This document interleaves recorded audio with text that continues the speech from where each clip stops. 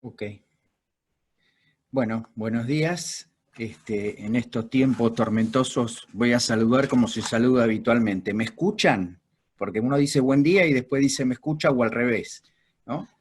Sí, doctor, se lo escucha perfectamente, se lo escucha y se lo ve. Bueno, perfecto. Vamos entonces a arrancar con la presentación.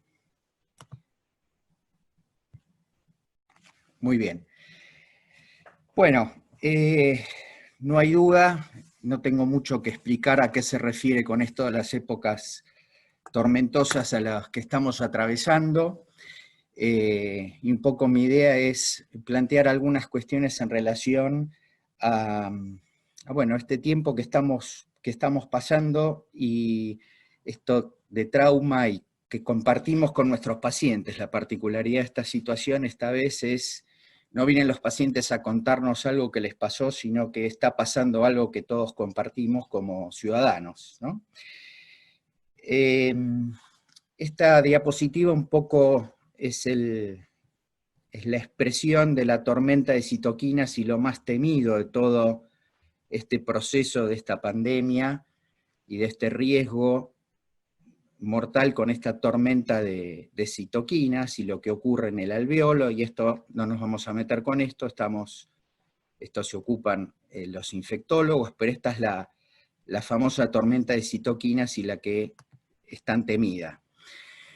Por el otro lado, todo lo que nosotros sabemos en relación a la inflamación de bajo grado, crónica, las citoquinas, los procesos de envejecimiento, lo hoy denominado inflammation, bueno, toda esta parte lo va a tocar en relación a la citoquina José.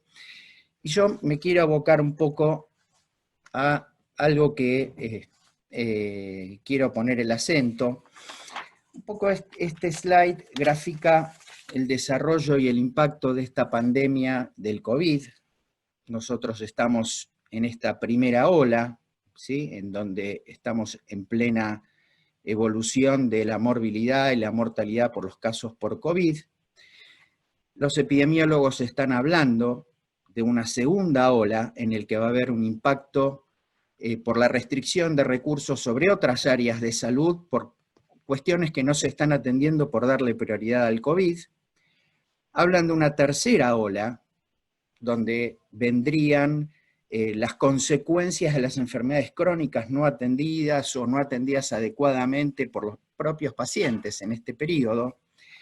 Y esto que nos convoca a nosotros fundamentalmente, que es esta cuarta ola en la que ellos hablan de trauma psíquico y las enfermedades mentales. ¿Cuándo va a ocurrir esto? Bueno, según este esquema tan prolijo, no sé si será octubre, noviembre, diciembre, ¿cuándo esta curva aumentará la demanda de nuestros pacientes? En lo cual va a haber que diferenciar distintas poblaciones, pacientes que han sufrido COVID, pacientes como la que presentó Marcelo con duelos por fallecimiento de parientes de COVID, consultas por burnout de pacientes que han trabajado en los equipos sanitarios, distintos tipos de duelo por distintos de pérdidas laborales, económicas. Pero un poco lo que yo quiero plantear, y lo que empecé a escuchar hablar también, es que ahora muchos están hablando de achatar esta curva psiquiátrica, digamos, ¿sí?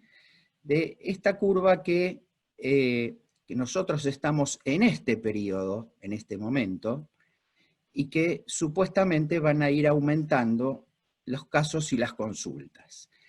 La cuestión que quiero abordar yo es, bueno, si estamos en este momento, ¿qué es lo que nosotros podemos hacer en este momento? Supuestamente esta ola quizás nos toque hablar en nuestra segunda parte de esta jornada virtual que va a ser en octubre.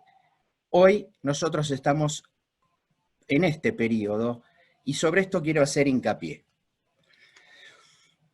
Este trabajo, que se publicó recientemente en el Lancet Psychiatry, se publicó el mes pasado, analiza síntomas psiquiátricos en pacientes víctimas de SARS, el MERS, y la primera oleada de pacientes por COVID en China. Y Es interesante porque hacen una discriminación en lo que son los síntomas agudos en la parte psiquiátrica y en la posenfermedad. Por supuesto que la parte de posenfermedad, post-COVID, todavía no la tenemos. Acá cuando se refiere a la posenfermedad en los recuerdos traumáticos, se refiere a los pacientes que han tenido MERS o SARS. Fíjense, 30% pacientes con recuerdos traumáticos. Pero vayamos quizás a algo más que podemos estar viendo ahora. Los trastornos del sueño, ansiedad, concentración y atención, fíjense los porcentajes, humor depresivo, en pacientes en plena acción aguda de la enfermedad. Y obviamente tenemos niveles muy altos de confusión y alteraciones de la conciencia, es decir, pacientes internados en terapia intensiva o en los hospitales con cuadros de delirium. Obviamente son esperables estos cuadros de delirium. Y curiosamente, en las autopsias de los pacientes con COVID se han detectado presencia del coronavirus. Entonces, una pregunta para pensar. Dado que esto ha sido verificada, la presencia del coronavirus en los cerebros de los fallecidos por COVID, ¿qué cree usted que resulta dañino para el sistema nervioso central? La acción neurotóxica directa del virus sobre estructuras neuronales, es una reacción inmunológica local, es esta tormenta de citoquinas generalizada, es esto incierto, o es por la presencia de receptores AC2 en el cerebro.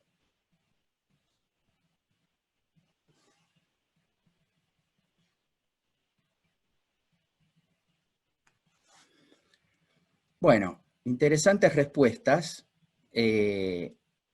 La mayoría opina que esto se debe a la tormenta de citoquinas generalizadas. Lo cierto es que la verdad, hoy por hoy, es incierto, es absolutamente incierto qué está pasando con estos virus, con el coronavirus en el cerebro. ¿Por qué están en el cerebro estos coronavirus? Se sabe que hay un neurotropismo positivo, pero la verdad es que no se sabe muy bien qué tiene que ver con esto.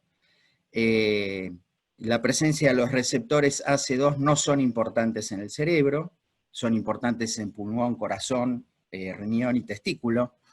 Así que todavía esto no tiene una respuesta clara.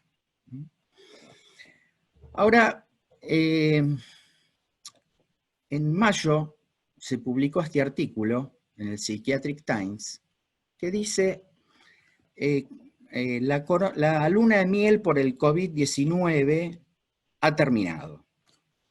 Uno tiene ganas de preguntar a qué luna de miel se refiere. Este es un artículo de autores que han revisado otras situaciones de crisis, de traumas importantes, atentados, terremotos, y ellos dicen que si bien los desastres son impredecibles, son predecibles las respuestas emocionales humanas frente a las situaciones de catástrofe. Y ellos plantean que frente a esta pandemia del COVID, hay como etapas en el desarrollo de esta pandemia. Entonces ellos describen una primera fase a la que denominan heroica. La fecha de marzo en realidad corresponde al hemisferio norte, nosotros arrancamos más tarde, y ellos caracterizan esta etapa heroica por una etapa de hiperactividad, de altruismo y de baja productividad. Les quiero recordar un poco, para pensar esto, cuando nosotros hacia fin de marzo nos vimos ya incluidos empezaron los primeros casos, cómo empezó esta especie de hiperactividad, de consumo. Hay que ir a comprar al supermercado, hasta en lugares donde había desaparecido el papel higiénico, y ahí se estaban preparando grandes preparativos para enfrentar las metáforas bélicas que se utilizan para enfrentar esto. Y otra cuestión que apareció es rápidamente todos los museos, bibliotecas del mundo, incluso las bibliotecas científicas de psiquiatría, muchos de los artículos que yo voy a mencionar acá, de golpe se convirtieron en de libre acceso, toda una cosa altruista, productiva, para enfrentar a esta pandemia. Y se pasa imperceptiblemente a esta segunda fase, que es la luna de miel, y a la que estos autores aluden, que es la que parece que ha terminado hacia mayo en el hemisferio norte, y creo que acá también, donde existe este sentimiento de unión social elevado, optimismo, y quiero recordarles, todos hemos vivido y visto las escenas de la gente aplaudiendo en los balcones a las 9 de la noche, y hablando de los equipos de salud, el aplauso a la fuerza de seguridad, a los basureros, en fin. Después de un tiempo, ellos describen que eso declina y se entra en una fase de desilusión, ¿sí? Donde empieza a caer el optimismo, empiezan a aparecer los síntomas de distrés y empiezan a aumentar estas enfermedades, lo que aparecía en ese gráfico que yo presenté al principio. Ellos hablan de un tsunami de salud mental porque ellos dicen, esto ocurre después de que ocurrió el terremoto del COVID, después viene el tsunami en la salud mental. Y describen una cuarta fase, que es la de reconstrucción, que en realidad no sabemos nosotros cuándo empezaremos con esta cuestión de recuperación y rehabilitación. Es medio como inevitable la asociación con las etapas del duelo de Kubler-Ross, ¿no? Tomando también en relación a lo que Marcelo tomaba, ¿no? Toda la primera etapa de defensas maníacas y de negación, después la aceptación por el principio de realidad, la negociación, y después la aceptación al caer en la realidad. Pero lo interesante que estos autores en este artículo describen, voy a tomar algunas cositas nomás que me parecieron interesantes, ellos dan algunos tips sobre cómo atravesar esta fase, ¿no? Entonces, en la luna de miel, que describen que es esta fase de motivación, optimismo, y uno se siente energizado, ellos dicen, aproveche el optimismo, pero no muerda más de lo que pueda masticar, ¿no? Complazca su curiosidad y creatividad para resolver problemas, pero trate de mantenerse enfocado. Celebre su resiliencia y tómese tiempo para aprovechar su creatividad, adaptabilidad e inventiva. Y sobre esto quiero hacer hincapié, sobre la resiliencia, la adaptabilidad. En la desilusión comienzan a alertar sobre la posibilidad de empezar a sentir el cansancio, la disminución de energía, el tomar tiempo importante para recuperarse y descansar, y estar atento a poder diferenciar lo que es descansar de lo que se convierte en algún síntoma de letargia o apatía. La importancia de participar en actividades que amplíen la energía mental y física. En este slide sobre resiliencia, me pareció importante citar este artículo porque si bien ellos hacen una serie de evaluaciones en relación a la depresión de inicio tardío, me pareció muy buena y los recomiendo, el modo en que ellos consideran toda esta integración psicobiológica de la resiliencia y los factores que inciden en ella, y hacen una muy buena descripción sobre la resiliencia como un fenómeno dinámico y no como una cuestión estática de cada una de las personas. Y resaltan, si bien acá en los factores psicosociales aparece el temperamento, que yo lo ligaría más a un factor biológico, pero destacan como factores positivos para la resiliencia, la extroversión, la posibilidad de la activación conductual, el tener una historia de apego seguro. Es interesante, y tiene que ver un poco también con lo que se mencionó a la mañana temprano, cómo las experiencias traumáticas infantiles alteran la historia del apego, pero ellos insisten en que el apego seguro tiene que tener, en relación al estrés infantil, el aspecto de una U invertida, es decir, que los chicos necesitan un mínimo moderado estrés para poder modular esta capacidad de resiliencia. Es muy interesante. Cosas que todos ya conocemos respecto a otras cosas de la resiliencia, pero ellos van estudiando y citan algunos trabajos donde, por ejemplo, citan esto del grit, que tiene que ver con la capacidad de las personas de fijar metas a largo plazo y sostener mecanismos para ir en busca de ese objetivo. Y esto también es un factor de resiliencia. Hablan de la autoestima, la autoeficiencia, y el mastery, que se refiere a la capacidad también de creer en la posibilidad de que uno puede incidir en el futuro, frente a la situación estresante. La confianza en poder crecer frente a estas situaciones, y hablan de dos tipos de afrontamiento, y hablan de un estilo de afrontamiento activo y otro acomodativo. Es muy interesante todas las diferencias que hay entre uno y otro. Hablan de la posibilidad de ser, de la plasticidad, y se refieren al afrontamiento activo en la posibilidad de cambiar algo sobre el objeto estresor, mientras el acomodativo tendría más que ver con el poder aceptar la imposibilidad de modificar el estresor. Es decir, en este momento quizás haya que acomodarse en algunos aspectos a lo que es la pandemia, pero en otros aspectos ponerse activo en relación a cómo uno va pasando todo esto.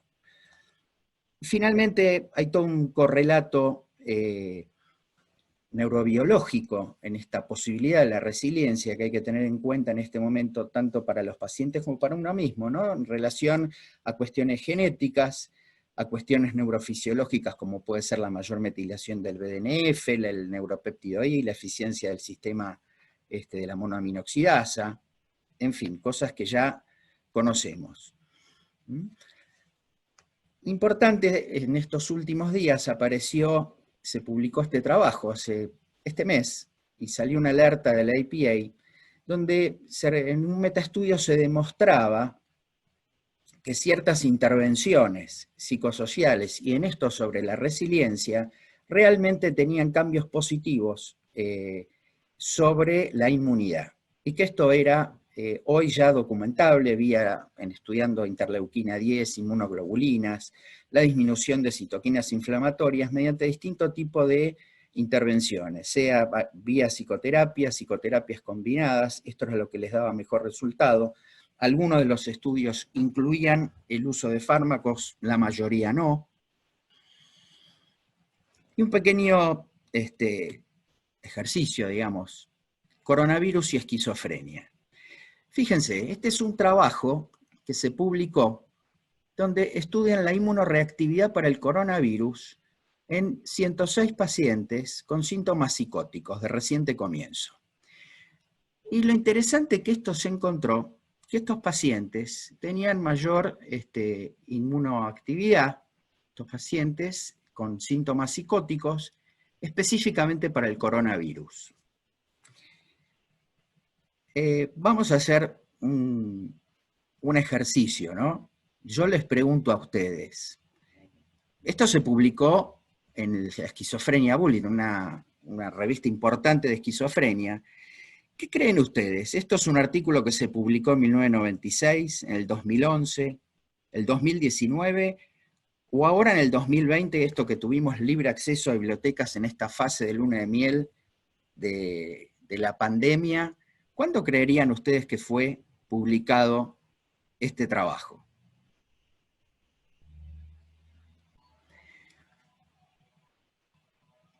Bueno, aquellos que lo citan en el 2011 han acertado, es decir, este es un artículo del 2011, ¿sí? Este es un artículo del 2011, es decir, lo del coronavirus ya hace rato que se viene estudiando, y el neurotropismo y estas preguntas alrededor que planteamos antes. Resumiendo, un poco en este momento que sí estamos en un momento de mayor riesgo de respuestas inadecuadas del tipo de ansiedad, miedo y depresión. Hay que tener en cuenta con nuestros pacientes que hoy por hoy quizás sea más riesgosa la desinformación, esto que se dio en llamar la infodemia, la fake news. Recuerden las cataratas de WhatsApp en los grupos en el primer tiempo, en esta fase heroica de la pandemia y la cuarentena, ¿sí? El mal uso de las redes sociales, a veces el confinamiento, el distanciamiento social, el mal uso de estos recursos da a veces más problemas que soluciones, ¿sí? En un trabajo publicado recientemente de China, hubo una relación proporcional entre la mayor exposición a redes sociales y mayor incidencia de depresión. Esto fue en China.